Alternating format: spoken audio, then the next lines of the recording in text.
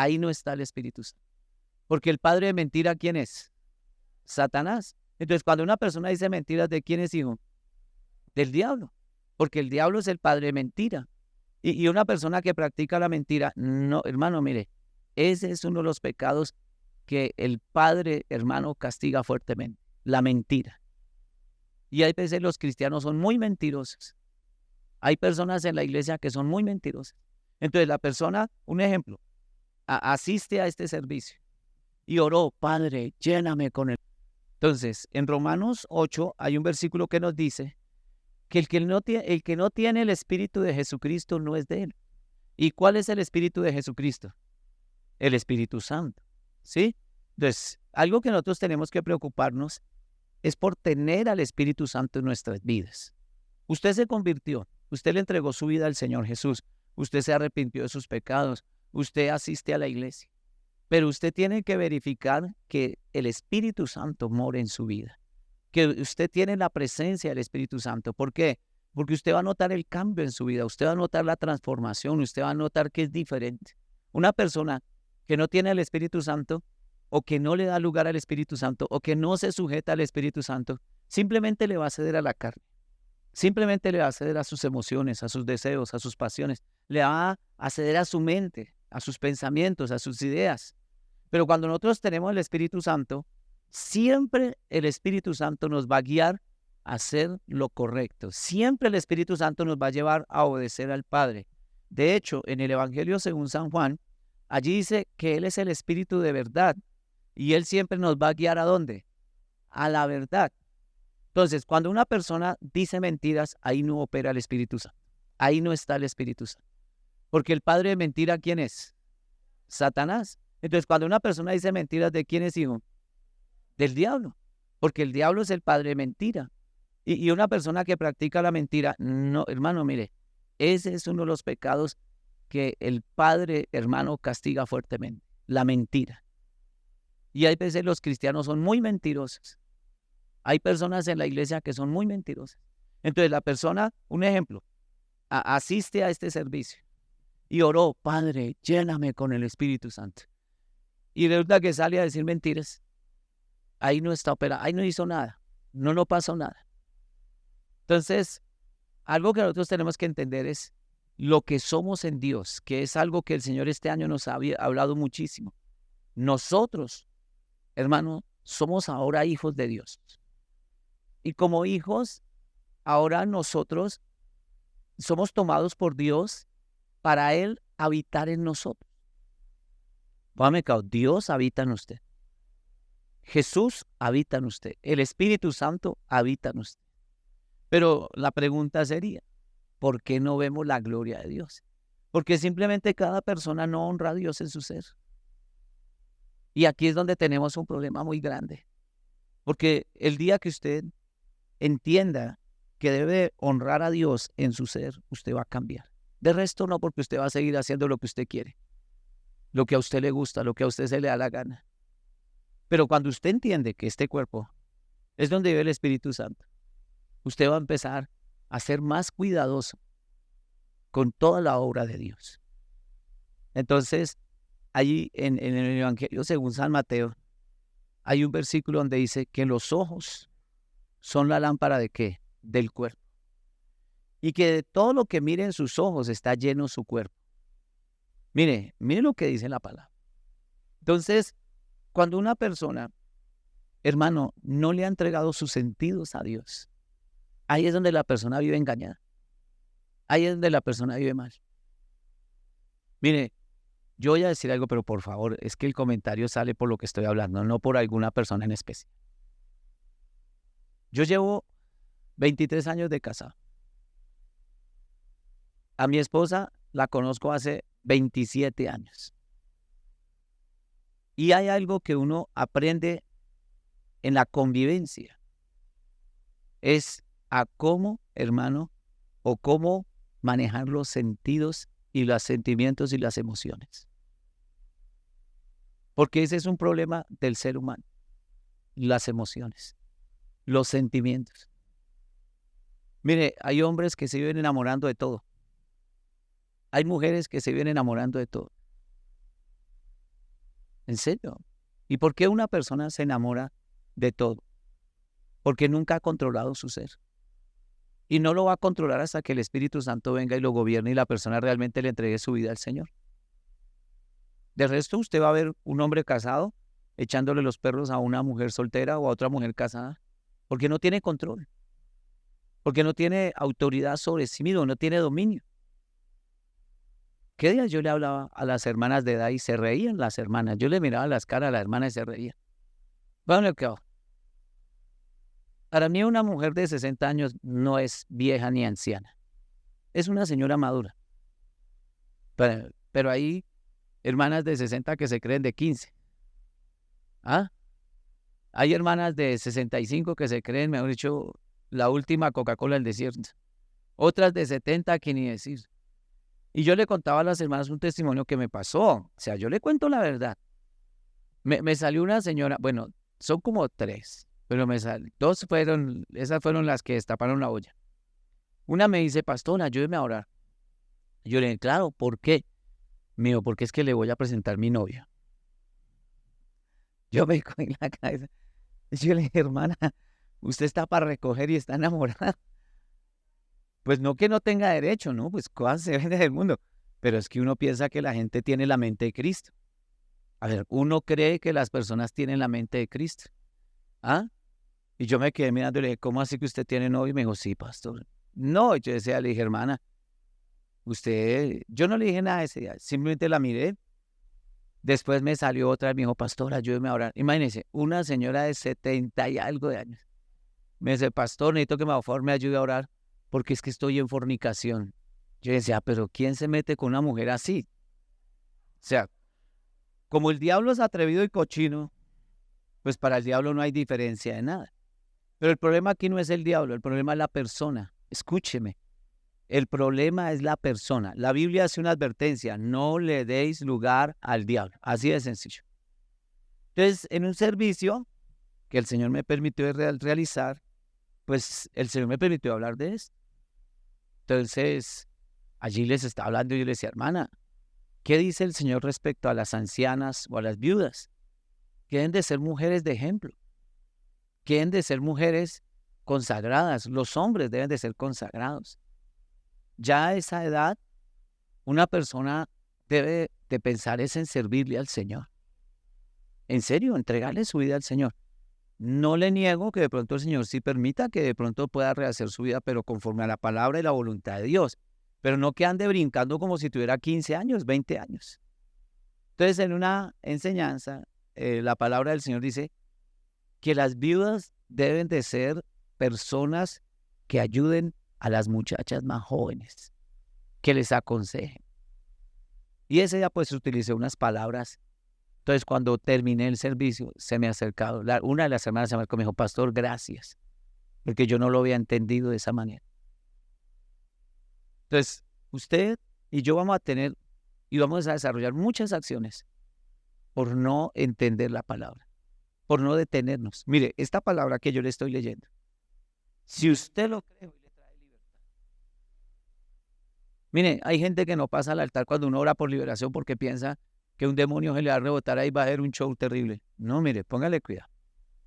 Hace poco les expliqué, un verdadero cristiano, hombre o mujer, nunca se va a poder endemoniar. ¿Por qué? Porque el Espíritu Santo habita en esa persona. O sea, si usted es un verdadero cristiano, el Espíritu Santo vive dentro de usted, mora dentro de usted, Él está dentro de usted. Es imposible que un demonio pueda entrar ahí. No puede. Ya cuando la persona se aparta de Dios, desagrada a Dios, peca contra Dios, usted entiende la palabra, el Espíritu Santo. Lo primero que pasa es que se contrista.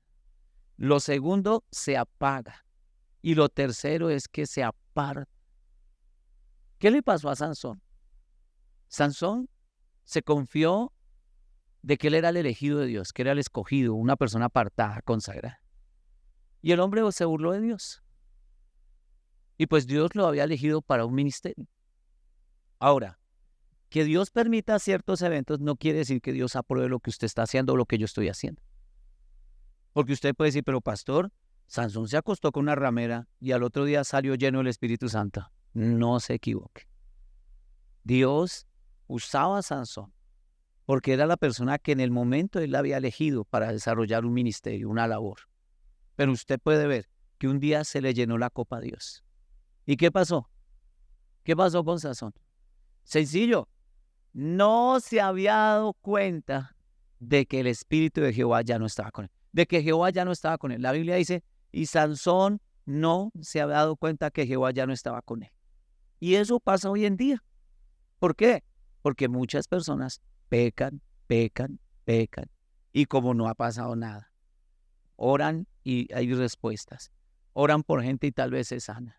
Mire, todos esos falsos profetas, todos esos falsos maestros, todos esos apóstoles que están engañando a la gente. Hermano, un día de esto les va a pasar lo de Sansón. ¿Qué es lo que pasa con Dios? Lo que pasa es que nuestro Padre es muy misericordioso. La Biblia dice que nuestro Padre es lento para la ira y tardo para el castigo y que se duele el castigo. Él es muy paciente. Mire, usted ha leído y se acuerda que hace poquito lo estudiamos allá en la epístola del apóstol Pablo a Timoteo, donde Pablo le dice a Timoteo, le dice instrucciones de la oración. Y en las instrucciones de la oración, Dios nos deja claro que Él anhela que todos procedan ¿a qué? Al arrepentimiento. Entonces, si Dios está esperando que la gente se arrepienta, es porque tiene mucha paciencia y mucha misericordia. Pero llega el día que ya Dios dice, no más con esta persona, porque se le dieron oportunidades. La Biblia dice que el amor cubrirá multitud de pecados. Dios ama las almas, pero tenemos que tener claro, Dios no es alcahueta de pecados. Usted no se equivoque que porque hasta el momento no le ha pasado nada, que sigue con vida, que no se achicharró. No, hermano. Ananías y Zafira es un buen ejemplo de cuando Dios dice, no más. Y la Biblia no nos dice que ellos habían pecado antes, solo nos muestra su pecado y fue por una ofrenda. Imagínense, no fue adulterio, no fue fornicación, fue una ofrenda. Venga, míreme a los ojos, ¿cuántos de ustedes le han prometido una ofrenda a Dios? Y usted le ha dicho, Señor, le va a dar una ofrenda y resulta que cuando le llegó la bendición usted la tumbó. ¿En serio? ¿En serio? ¿Eso pasa? Mire, yo le cuento a usted el testimonio, aquí hay un pastor que me puede también ayudar en esto. ¿Cuántas veces a nosotros llega gente a pedirnos oración por vender algo? Ayúdeme a hablar, pastor, que voy a vender una casa, voy a vender un carro, voy a vender una finca, voy a vender mi suegra. Apenas la venda, el diezmo será para esto. Sí, ellos prometen, ellos abren su boca y dicen eso. Ojo, porque lo que están diciendo es algo muy grave. Que la gente no lo ve de esa manera es otra cosa. Mire, una vez vinieron unas personas de una mina y me dijeron, pastor, ya estamos cerquita a la veta, ayúdenos a orar, porque si eso sale, los diezmos se dan para esta iglesia. Gracias al Señor a mí ya no se me infla la cabeza con eso. No, yo no me dejo ilusionar. Oiga, y para saber qué fueron, los primeros que se fueron de la iglesia. Lo segundo que hicieron fue criticarme por decirle a los hombres que amaran a sus mujeres. Fueron y montaron su propia iglesia. Entonces uno se da cuenta que la gente no está actuando correctamente. Pero llega el día en que Dios, hermanos, simplemente ya no va más con las personas. Dios te tiene paciencia. Mire, Dios, y a mí lo que me gusta de la Biblia es que Dios no hace nada sin antes anunciárselo. Primero a sus siervos, los profetas o los pastores, y segundo a la persona. Mire, Dios se lo advierte a usted. Y no me diga que no, que Dios no le ha advertido. Dios a usted le ha advertido cosas. Por sueños, por visiones. Usted se le hizo raro que usted soñó algo y dice, ay, pero yo no comí frijoles con arequipe. Porque la única forma en que la gente hay veces sueña es cuando come frijoles. No, Dios te anuncia. Dios te envía a una persona, Dios te habla. Entonces, cuando Dios te habla, usted tiene que poner mucha atención a lo que Dios le está diciendo. Mire, una de las formas en las que yo veo que muchas veces Dios me habla es cuando una enseñanza es repetitiva. ¿Cómo así, pastor? Un ejemplo. Mi pastor dio una enseñanza. Después la misma enseñanza la da mi pastora. Después la enseñanza la da otro pastor que es de nuestra misión. Después yo doy la enseñanza o otra. Y digo, Padre, tú me estás hablando. Yo tengo que prestar atención. Porque hay veces la gente dice, ay no, esa palabra yo ya me la sé. Eso yo ya lo escuché. No, usted y yo no sabemos nada. Porque para nosotros, todos los días, venir a escuchar la palabra de Dios debe ser algo nuevo. Así le toquen el mismo versículo, así le lean la misma cita bíblica. Usted dice, Señor, la palabra es viva y eficaz, es espíritu, es poder. La palabra tiene algo nuevo para mí. Y cuando usted viene con esa capacidad de entendimiento, esa actitud, esa disposición, mire, Dios te ministra. De resto no, porque la gente viene a dormir a la iglesia.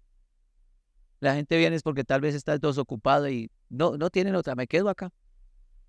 Entonces, aquí la Biblia nos está diciendo algo muy importante. Lo primero, bueno, le explicaba. Nos están hablando de la divinidad de Dios. Nos están hablando de que Dios es uno. Que el Señor, ¿quién es el Señor? ¿Quién es el Señor? Bueno, nos están diciendo que el Señor es el Espíritu.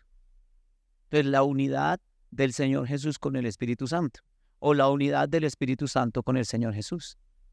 En la primera epístola del apóstol San Juan, allá nos dice que 3 son los que dan testimonio en el cielo: el Padre, el Hijo y el Espíritu Santo.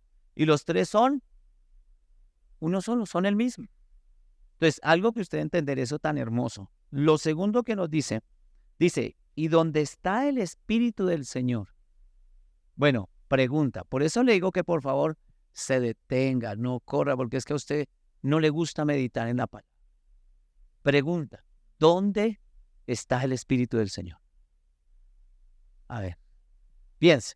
Yo quiero que usted piense, porque aquí me están diciendo que donde se encuentra el Espíritu del Señor, allí hay una manifestación. ¿Y cuál es esa manifestación? Libertad. ¿Y qué es libertad? A ver, ¿qué es libertad? Sanidad, restauración, transformación, cambio. Hay de todo, con beneficio a nuestras vidas. Entonces, cuando yo veo que una persona está atribulada, está angustiada, está atormentada, es porque ahí no está el Espíritu. O sea, eso es una lógica que usted tiene que tener. Cuando usted ve a una persona amargada, cuando usted ve a una persona iracunda, una persona vulgar, una persona maldiciente, una persona gritona, que son las descripciones que da el apóstol Pablo en Efesios, cuando dice, quítese de vosotros toda gritería, toda ira, todo enojo, toda maledicencia. Entonces, ahí nos está dando a entender que el Espíritu Santo no está en esa persona. Mire, yo conozco personas que tienen el título de cristiano y dicen vulgaridades. Yo le hago una pregunta, según el contexto que estamos leyendo, ¿ahí está el Espíritu Santo? No. Ahora, un ejemplo, mañana vamos a orar por liberación. Si las personas que mañana Dios en su misericordia ministra, libera, ¿en qué consiste la liberación?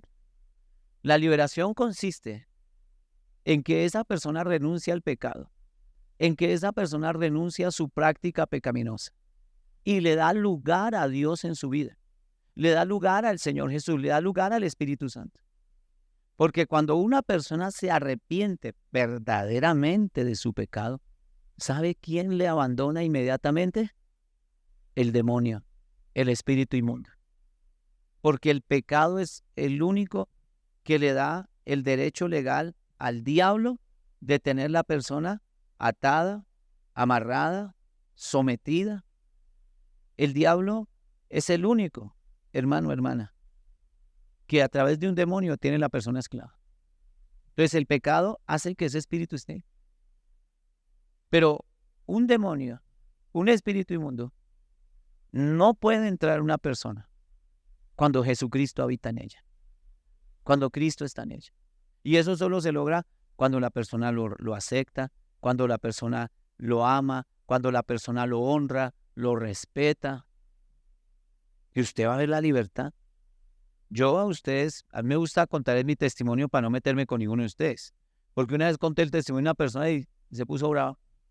Mire, pero si ni dije su nombre. Me dijo, ay, pero yo le conté a usted solo para usted. Que no, porque es un testimonio que sirve para la iglesia. Mire, cuando yo me convierto al Señor Jesús, Yo venía de practicar muchas cosas y cosas fuertes, porque yo trabajaba con la tabla Ouija, trabajaba con la brujería, trabajaba con el satanismo. Uno entiende que uno estaba poseído por demonios. El Señor Jesús entra a mi habitación. Comienzo un proceso de lectura de la palabra por un año. A mí no me predicó ningún pastor, ningún líder, nadie me predicó. Yo, por dirección del Señor, empecé a leer la Biblia y resulta que el Señor me empezó a abrir el entendimiento. El Señor me comenzó a libertar de cosas. En ese año fue como, digamos, la metamorfosis que sufre la oruga para convertirse en mariposa.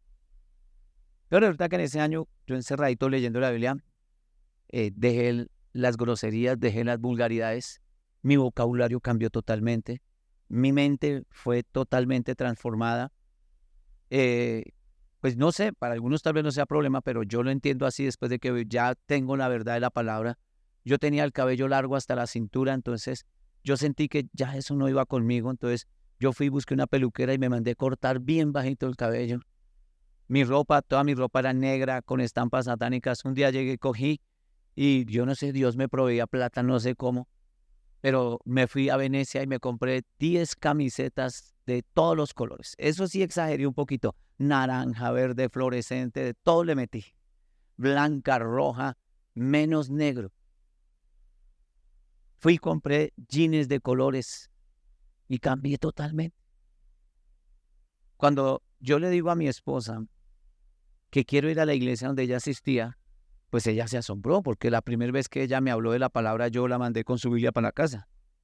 Sí, yo le voy a ser sincero, yo a mi esposa le dije, usted coja su Biblia y para su casa, aquí no venga a fregarme la vida. Pero cuando ya el Señor hace la obra en mí, resulta que llegamos a la iglesia, a la calle Segunda. Primer día yo quedo impactado pues de la obra. Segundo día le abrí mi corazón al Señor allá porque pues yo allá no conocía nada. Públicamente paso y hago mi confesión de fe, recibo al Señor Jesús. Y comenzamos la transición de empezarnos a congregar. Pero cuando yo me comienzo a congregar, yo empiezo a ver los domingos, en especial los domingos, esas liberaciones que empezaron a manifestarse en la iglesia. Y un día, allá en la parte de atrás donde queda consejería, un señor, hermano, endemoniado, eso sacaba bancas para todo lado. Y eso los sugieres, los de consejería, mirando a ver cómo lo agarraban, cómo lo atajaban. Entonces yo le pregunté a alguien, le dije, ¿qué le pasa a esa persona? Me dijo, está endemoniada. Yo, hermano, yo inmediatamente reaccioné, yo dije, está endemoniada. Y eso es porque la están liberando. Yo ese día me quedé callado, yo dije, Señor, cuando yo llego a mi casa, yo me boté de rodillas y le dije, Señor Jesús, yo ya soy tuyo. Así le dije, yo ya soy tuyo y tú lo sabes todo. Yo ya no me voy a salir de esto. Yo dije que yo me convertía, ¿verdad? Yo reconozco que necesito liberación. Yo le dije así, yo necesito ser libre, Señor. Y empecé a hablar con el Señor en mi casa y yo le cuento